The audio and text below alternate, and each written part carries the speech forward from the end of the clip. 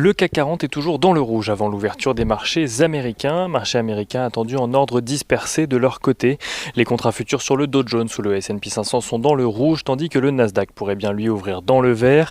Pour rappel, à la clôture hier, le Dow Jones gagnait 0,88% à 28 837 points. Le S&P 500 gagnait lui 1,64% à 3 534 points. Et le Nasdaq Composite gagnait lui 2,56% à 11 876 points.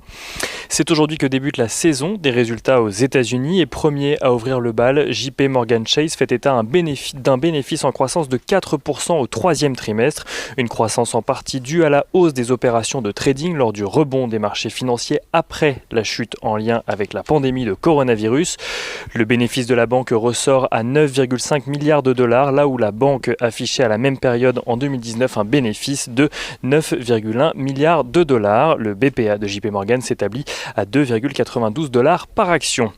Citigroup fait état de son côté d'un chiffre d'affaires de 17,3 milliards de dollars contre 17,2 attendus. La banque affiche ainsi un BPA de 1,40 dollars contre 93 centimes attendus. Au-delà des publications d'entreprises, les investisseurs américains suivront de près le titre d'Apple aujourd'hui. La marque à la pomme doit annoncer de nouvelles sorties ce soir et notamment présenter l'iPhone 12, le premier de la gamme à être équipé pour la 5G. Sur le plan budgétaire, à présent, les avancées en matière de plan de relance limité sont légères mais continuent à alimenter l'espoir des investisseurs.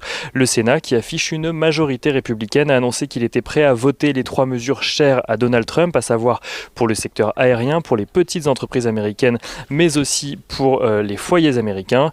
Aucun vote n'est en revanche prévu du côté de la Chambre des représentants.